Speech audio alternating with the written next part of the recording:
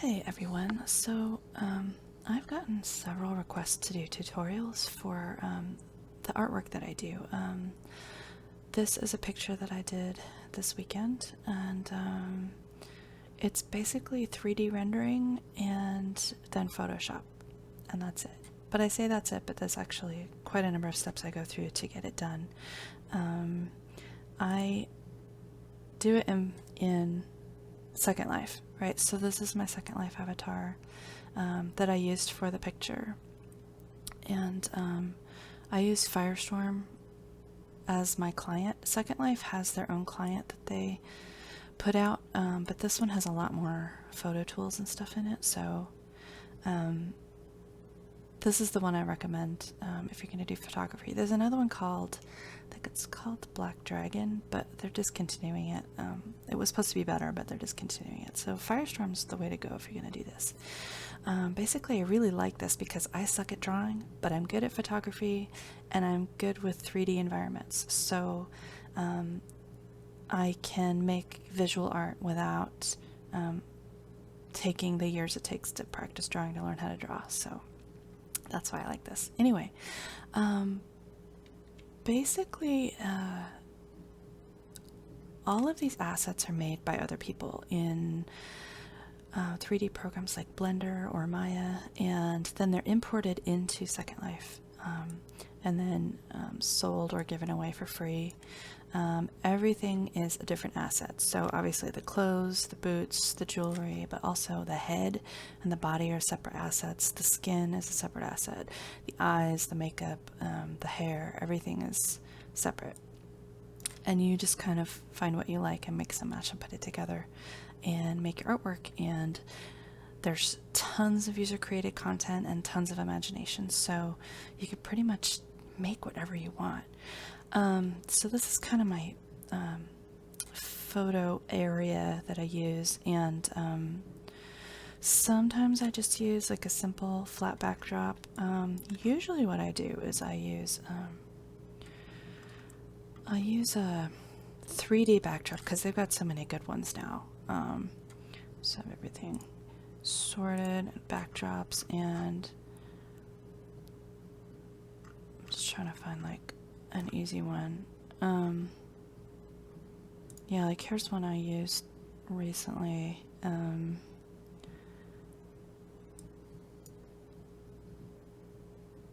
you just drag it out and res it, and it's a 3D object, and then you can pose your avatar in here and take a snapshot, and it's kind of like they're somewhere, but they're not actually. It's just a little scene. Or Minimal's got some good ones, right? Like the Joker stairs. Oh, hopefully I have enough. Oh no, that's really high LI. Oh, Berlin corners. All right, so here, what is this? This is low impact, right? So here's a little scene, and you can actually like copy these, and like to copy them.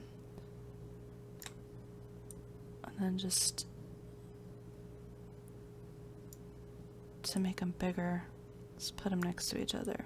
I'm not doing this very well because I'm trying to do it really quick for a tutorial, but stuff like that. And then you've got more in the picture, right? So I can take a picture of this, and that's all people are going to see. And so it sets a scene, but you don't have to have like a whole island full of buildings in order to have your scene.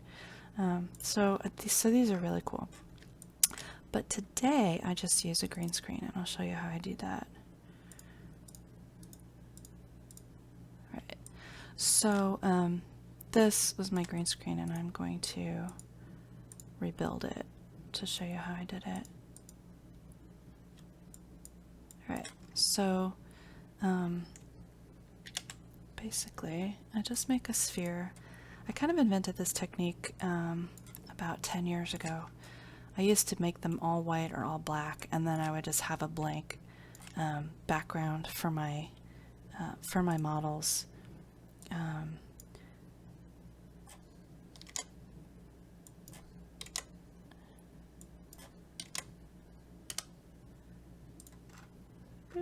there's a ball. Oop. My draw distance is really short, which is good because I have a lot of neighbors and you don't want to see my neighbors. Okay, so some people just do like a green screen that's a flat square like this, but I prefer a sphere because, and I'll show you why in a minute. I need to make it hollow. 95% hollow. Right, so it's hollow inside, so we can go inside. We can see inside and we can rotate all around. Then I want to make it green.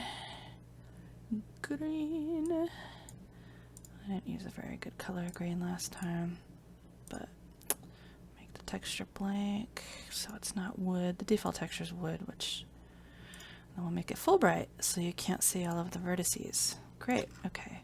So now we want, this is a pose ball, okay, and you can sit on it, so I'm just going to copy it and drag it up here. And obviously if you're just joining Second Life for the first time to do artwork, you'll need to, you know, take some time to get acquainted with how to use everything. This is, so this is a scene I'm setting up for a new photo shoot sometime soon. So that's the thing that you keep seeing that's above us. It's just going to be sitting here, and there'll be more flowers and grass and stuff, but I've kind of got distracted and put that on pause. Where am I? Alright. So we've got this hollow ball, and we should have a pink ball inside it. Perfect. Okay. So now we're done with that. Oh, I'll show you this. So this is a scripted ball. I didn't write the script. I just copied one that I already had. And then I filled it with a bunch of poses that I have. So I'll explain that in a minute. So poses are another thing that you have to get. That's an asset that you have to obtain either for free or by paying for it, that will pose your avatar. And there's something called bento. So the old poses don't pose your fingers, but the new bento poses pose your fingers. It just has to do with when Linden Labs upgraded to better skeletons and more options. Like they introduced mesh back in like 2014 and updated skeleton abilities. So now the face has a bunch of quote-unquote bones, which are basically like pose points in them and stuff. So those are better quality animations because they're more realistic. But anyway, right. So this is this is like the first pose that's in the ball. But actually, for this action for this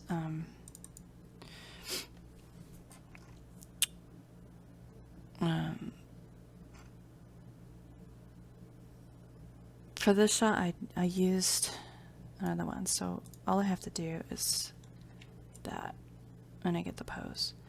But this is straight up and down, and I decided that I wanted the wings to be like horizontal. So I actually rotated her slightly so that the wings would be horizontal, so it would look more like she was flying.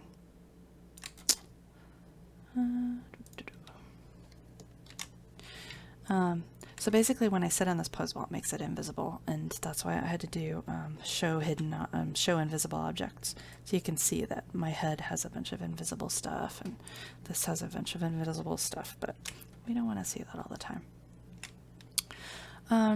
So one of the next things I do is oh right, okay, so the ball.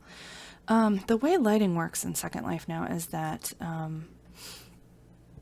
excuse me, objects can obscure light. So what I have to do is select face and make the outside texture, make it invisible so you can see through it. Transparent.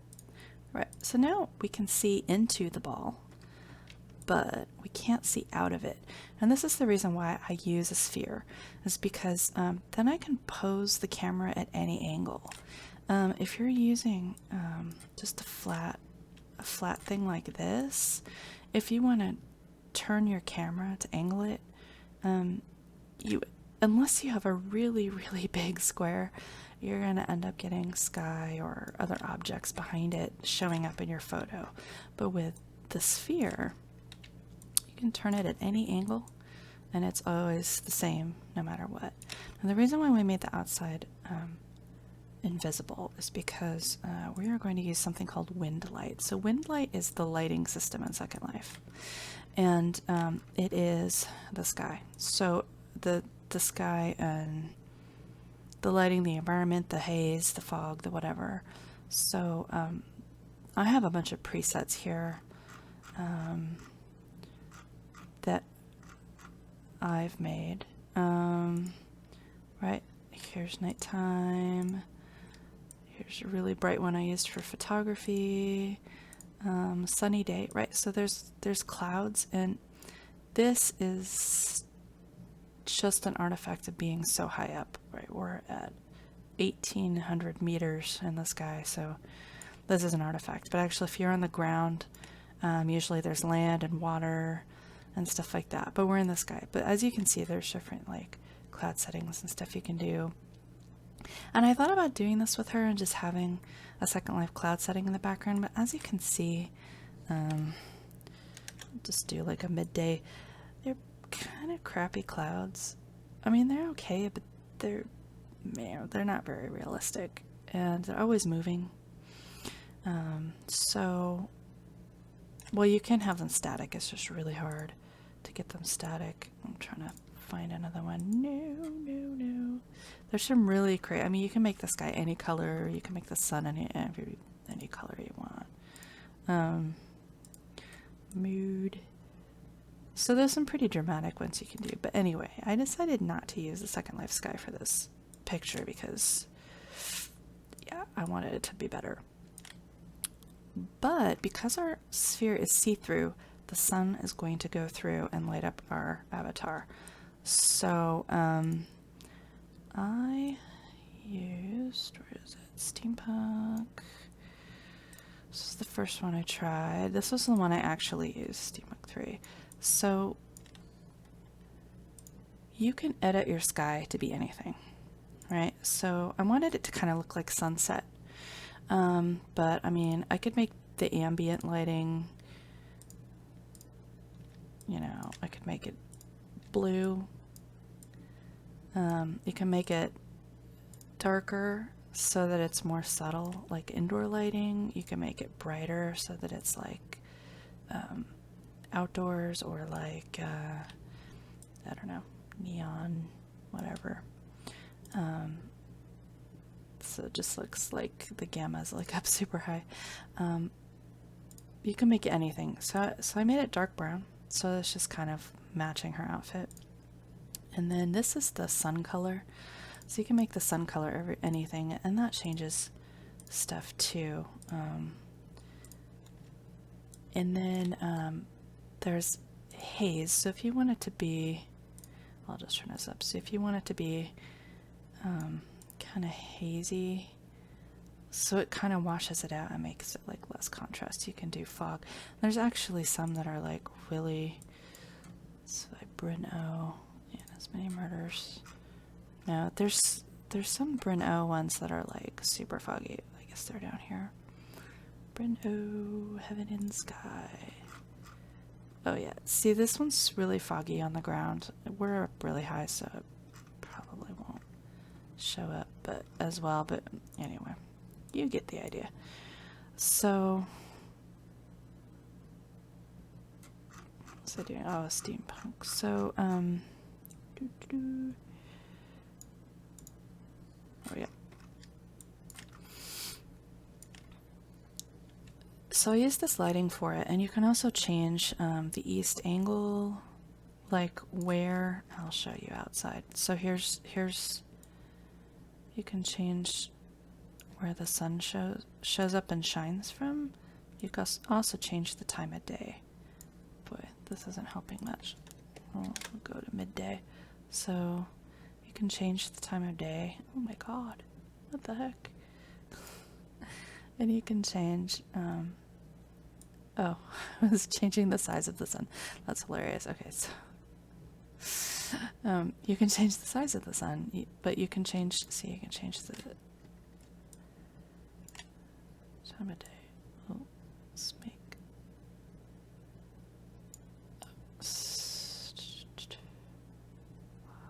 I have no idea why it's doing that.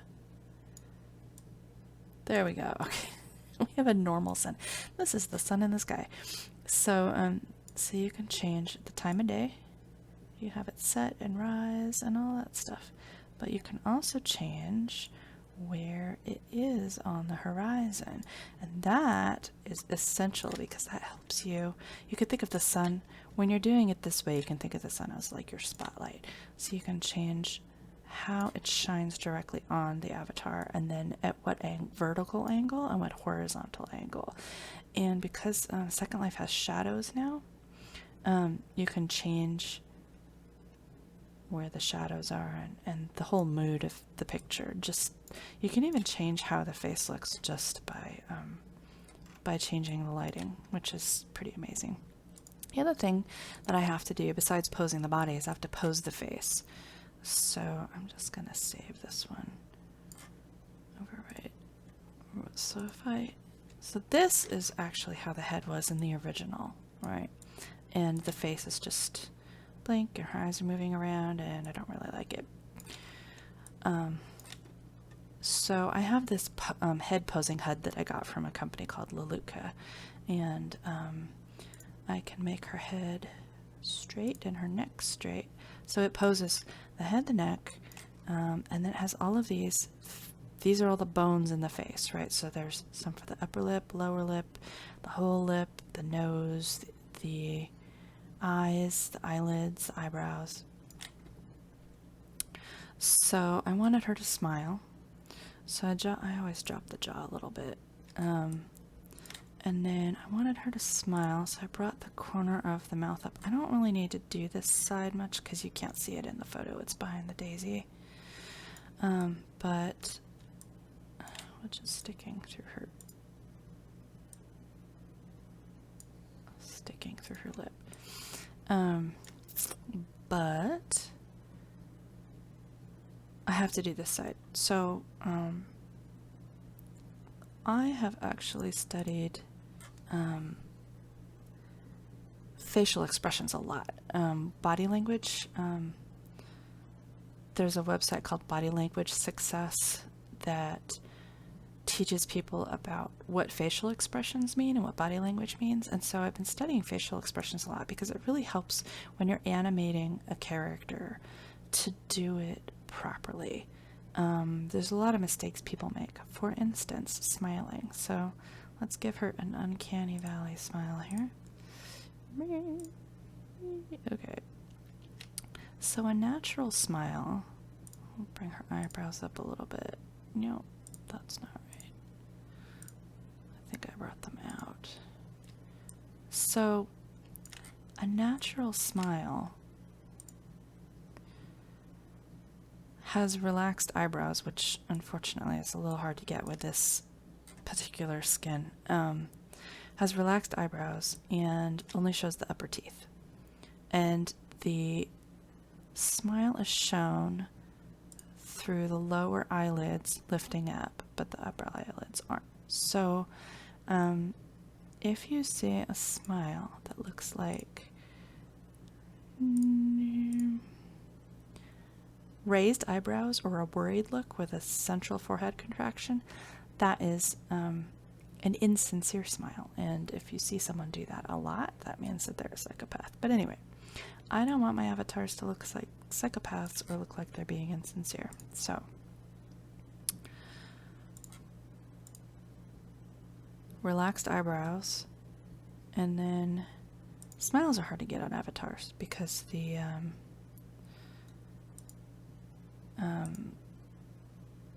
there aren't a lot of bones in the cheeks for the smiling, so it ends up being uncanny valley. So the smiles that I do are pretty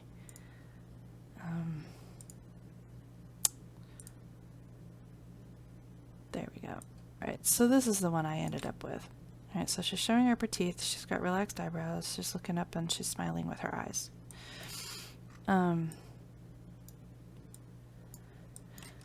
The other thing is the hair. So this was a special hair that is made to look like it's moving. The one I had originally I was using. Most hair looks like this. It looks like if it's just static and you're sitting in a quiet room and it's all beautiful, like you just got it done in the salon and it's gorgeous. Okay, that's super cute, but if she's flying, that's gonna look weird. So luckily, I got the tram hair. Tram. But I had to put, let's see. Clothing, landmarks, objects, outfits, trash, hair. Here we go. I had to put Windy on it so I'd be able to find it again. Because this company just gives their hair serial numbers instead of giving them names, which is weird. Here we go. Windy hair. There we go. I also had to adjust her necklace. She was originally wearing one that was lined up for if she's standing up and moving around, but it was off center. It was like over here, so I just made a copy, moved it over, and then I pulled it out. When I do photos, sometimes I have to pull things out, and you're not going to see that in the end photo, but it helps me put it in the right place. So that when you look at the photo, it looks like it's right up against her neck, but it's in the right place, but it's actually not. There's a lot of little cheats I have to do in order to get stuff to look right in the photo. Also, another thing I have to do sometimes is sometimes things will glitch. So sometimes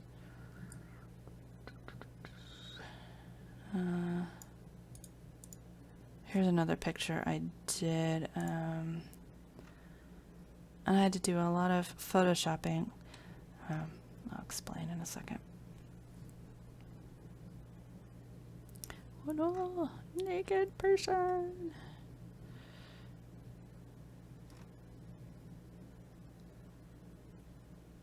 So this was another avatar I used. Here we go. Okay.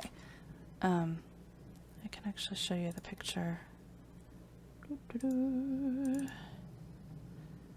show you the picture. Okay, so here's the picture. Well, here's the crop of it.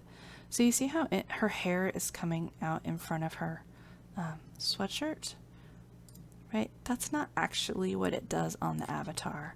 And so a lot of times what I have to do when I'm taking these photos is take a photo with the avatar posed, and then I have to with the whole thing, and then I have to take extra pictures with the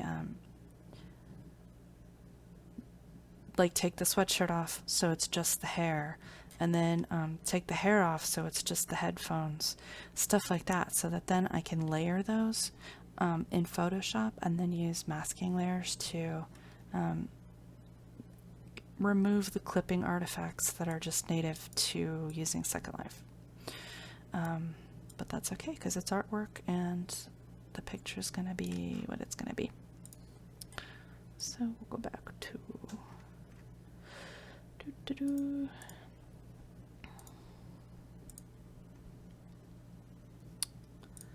naked avatar. We'll zoom out just in case it makes my video not suitable for work.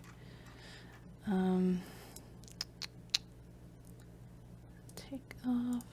What's interesting is Stealthic is a brand that actually started for The Sims 4. They were making hair for The Sims 4 and then they came into Second Life because, hey, you can actually make money in Second Life. Can't make money off your stuff in The Sims 4. Alright. Oh, I have to find my access HUD. There we go. Take that off.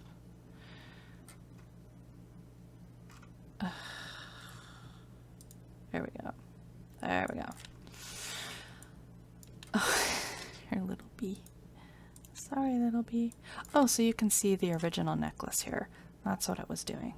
And that's why I had to change it. I know this video is going to be so long, but these things take time. Alright, show original. So see, I made a copy and I'm going to put it in a different place, so now it fits for the picture. That's not the one I'm going to wear all the time, that's just the one for the picture. So, yep, I pose it how I want it. I usually do, so there's something called Control 0. So your field of view, you can change it by doing Control 0. Control 9 resets it. Control 8 goes out. So Control 8 goes out, and then Control 9 resets it, and Control 0 goes in. Control 0 flattens perspective. It flattens depth perception, but there's kind of a warp on the sides of the camera in regular view, and I find that that ruins my pictures because it starts stretching stuff on the sides and makes it look weird. So I do Control 0 2 or 3 times, and if I'm doing a whole scene, that'll make the whole scene look more natural and flat and in the right perspective. But it does flatten the depth and gives it a different perspective. But anyway, excuse me. So I do that, and then I take my picture. So I have to center, figure out where I want it, get all of the lighting and the shadows all right. Oh, sometimes I also do lighting. So let's see if I can do this inside. Oh, I want a box. So I'm gonna res a box. You can make lights. You can make projectors. They have projectors now in Second Life, which is just fantastic for losing my camera. See, that's the Control 0 problem. I'm not getting the right perspective. My God, I'm losing my camera. When you cam on invisible things, sometimes you lose your camera. All right, so bring this over to her. Up and angle. Oh, actually, I'm probably gonna have to turn it. Right, so we can do in lighting. I didn't do that for this picture, but I do it for a lot of my pictures. You do a transparent texture, and oh, you can't see it here. Actually, no, I'll just go downstairs. All right. No. Okay. There. Let's go downstairs. Okay, so here is a light. I'll show you. You can see how it, if I turn this to nighttime, you can see how it's projecting. If I copy it, bring it down here, you can see, oh, you can see that it's a projector, but it's only projecting out of this one face. So it's like a spotlight, which is fantastic. They really work. You can make them any color. Make it orange or pink or purple or blue or cyan or whatever you want. And I use this a lot to make mood lighting for my pictures, especially in my scenes. And so I'll put like I'll put a spotlight.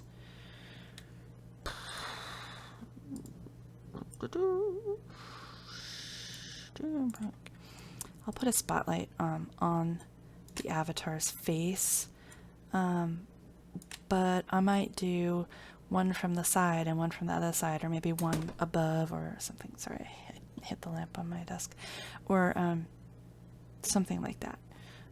So there's a lot you can do with lighting. So I get the shot set up, and then one of the things I do is world photo tools, camera tools. So I go to camera tools. I don't use the shortcut because that's my Gyazo shortcut, and so it ends up opening Gyazo and not camera tools.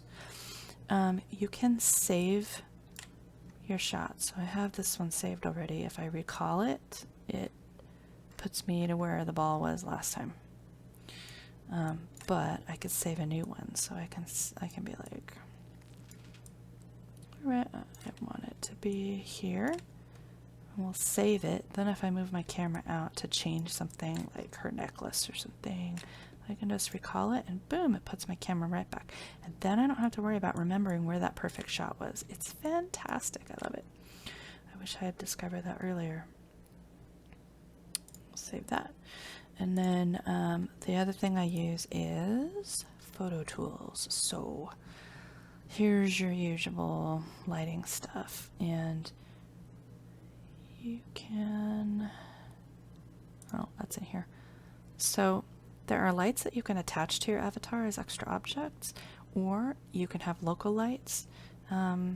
Sometimes backdrops have built-in local lights that interfere with the lighting that you want to use, so you can actually just disable the local lights. That'll turn it off in the object that you resed if you don't have edit permissions, and then you can turn it back on or whatever. You could just use attached lights, or if you have attached lights that you can't fix, you can turn that off and just use local lights and stuff, so that's cool. Sun and moon projectors, I have it all set high. I don't have avatar shadows turned on because she's not standing on something. If I was using a backdrop, I might want avatar shadows so that the sun casts a shadow on her, which I'll show here. I'll show you an example. Where's the, here, this is one. So this would be an avatar shadow, and you can turn that on and off. I mean, it takes a lot of extra rendering power, so you know, you can turn it on and off.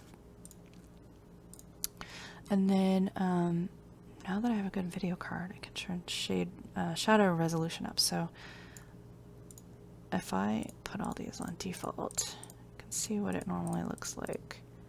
So this is what it would normally look like on an average day. If you're just using Second Life casually, you don't want your video card doing a ton of rendering and stuff because it lags you horribly and you can't res anything, and it's just awful. But if you're doing photos, you can turn shadow resolution up, and now all of a sudden you've got these nice crisp shadows.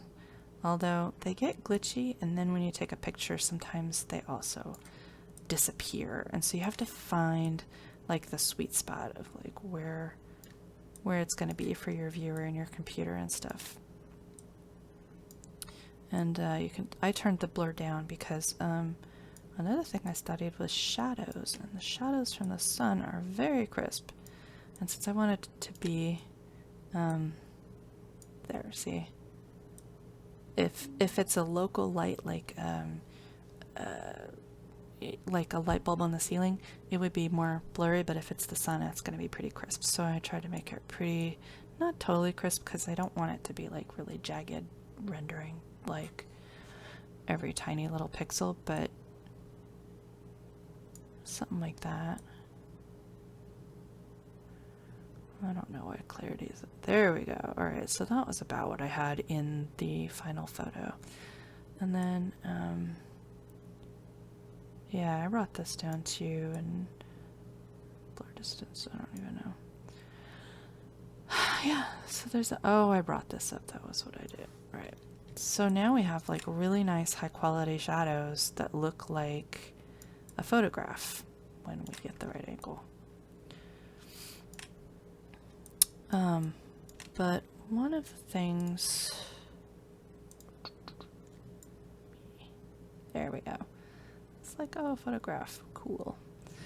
Now I don't even remember what I was gonna say. Anyway, so we get it how we want it, and this is not even remotely nearly perfect, but then we take a picture. I typically do, for good photos, I do 6,000 across. For just everyday snapshots, I'll do 3,000 because I don't want to fill my computer up with like tons and tons of stuff, but I do 6,000 pixels across. It's going to be 72 DPI. I hate that. You can't change it, but you can change it in Photoshop afterwards. So then you take a picture. You save it, and there it is. And then you open it on your computer and start working in Photoshop. Okay, so I've got it loaded up in Photoshop, and as you can see, this is my snapshots folder, and you can see that I did a bunch of different trials before I actually picked one. So that was before I angled her, then I angled her, then I played with lighting, and that was when I had the old hair on her. I was playing with lighting, playing with the hair, then I chose that hair, and then I re-angled her, and then eventually I landed on that one, 871. So then I loaded it into Photoshop. Open with Photoshop. So this is what it looked like at first. And so I had to crop it, and then I had to take out the green screen, and then I had to deal with the green halos in the hair. Hair is the worst. I don't usually work with green screens because I just freaking hate dealing with the hair and the halos and everything, but this one I decided to do it. And as you can see, it's 72 DPI right now, and it's kind of cruddy. So I just go to, oh wait, actually I crop it first, so crop it.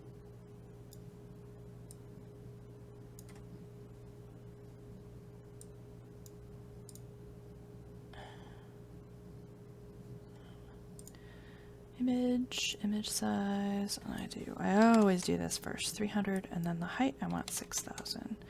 Usually what I do is I make the width 6,000 to have it match what I did in the viewer, but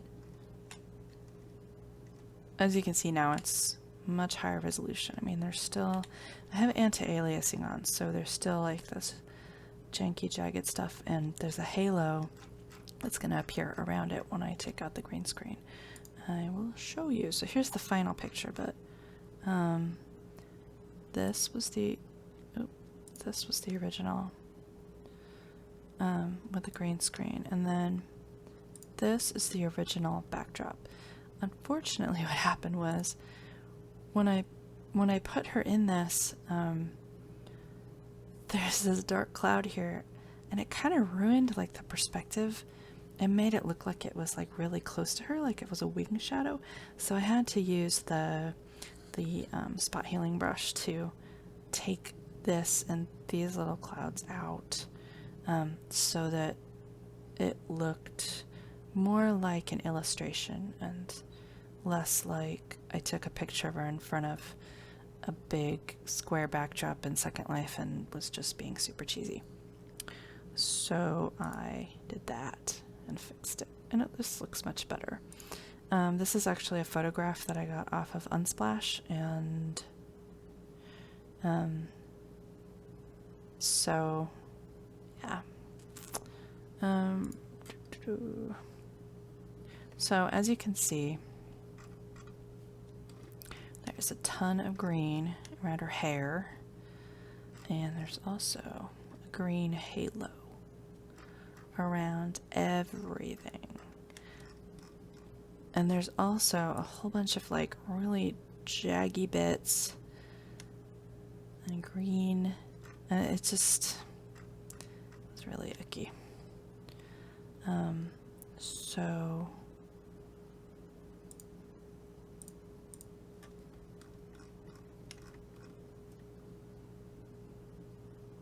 that's not actually one that I worked with, but is that the final one? No, that's not the final one. The final one is here. Right, okay, so if I turn this on, you can see all of the green that I had to get rid of, and I actually just did this by manually masking with the paintbrush tool, and just clicking, holding down shift, drawing a line, and just manually deleting all of it, which was hard. I tried other ways. I tried desaturating it, but because of the contrasts in the in the backdrop. Like if I made it really light, if I kind of made it white, it looked okay against the clouds. But then when you got down here, her boots would glow. And so I was like, okay, I've got to just get rid of the green. And usually what I do for these is I will see if I can actually open another one up.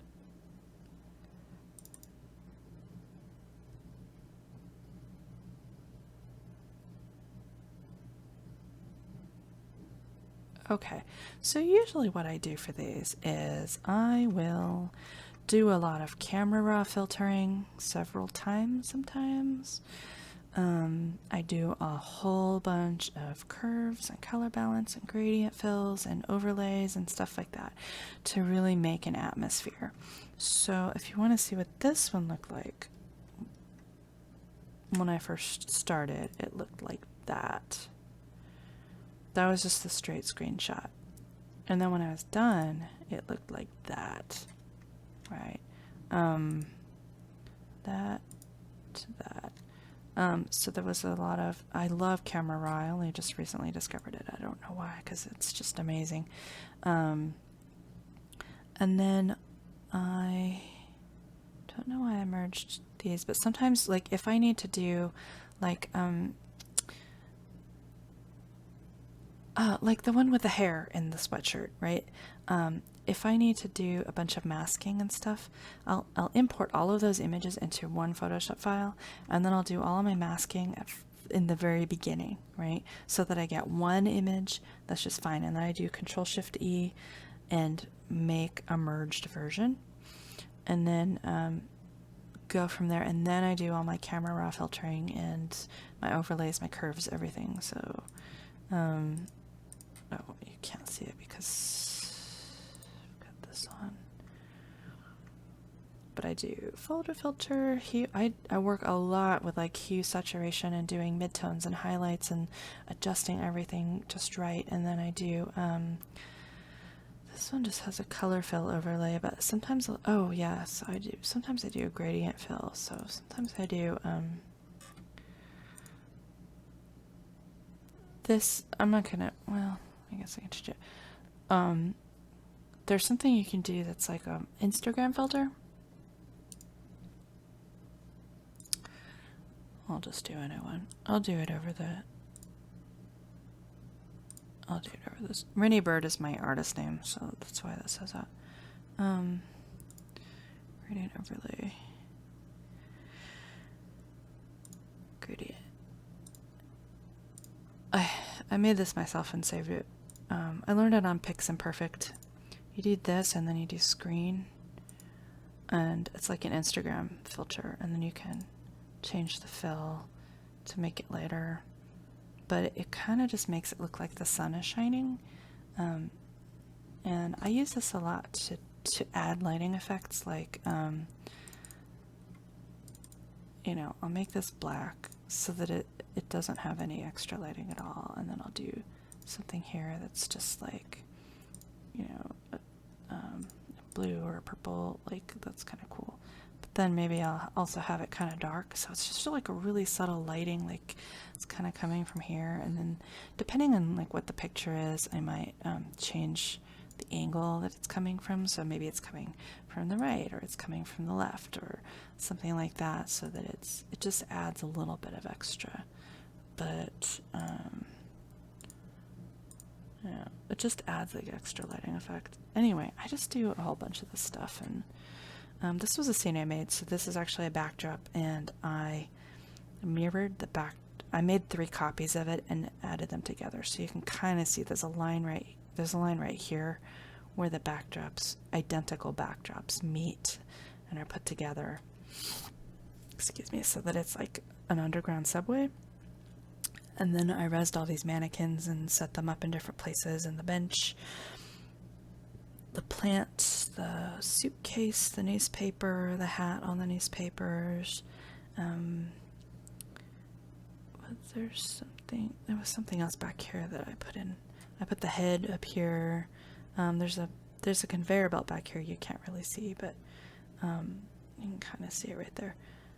And there's some other stuff over here. I think there's another plant or pot or something over here. But it's like little things. Adding, oh, there's a book right here. Just adding all these little things into the scene so that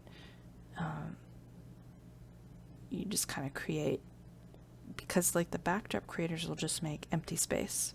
They'll just make an empty room or an empty building or an empty street, and then you have to fill it with stuff. So it's kind of cool. It adds some creativity. You can just kind of make what you want. No, I don't. So this is my finished picture, and that is how I did it. And this one was pretty easy, aside from manually taking out the green halo all around her whole body and all the wires and all the wings and blah, blah, blah. It was pretty straightforward. I didn't even do any filtering on this one, like camera raw or anything, because I just really liked how the wind light was, and it kind of looked like the sunset shining on her, and then the sunset also has an effect on the clouds, but the cloud color's different, but that's okay because it's far away, and that's just what sun does. So anyway, that is how I make Second Life pictures, and this is one of my creative outlets, and this is how I make illustration like pictures. So yep, if you want to do this, you definitely can, and maybe I will make a video next time I do one. I have another one, that fence one I'm gonna do, but whatever one I do next, maybe I'll make a video as I go through the process and you can see all the stuff I do. So yeah, anyway, that's it, and hope you enjoyed this and learned something, and I never know how to end videos, so I'm just gonna stop. But anyway, thank you for watching.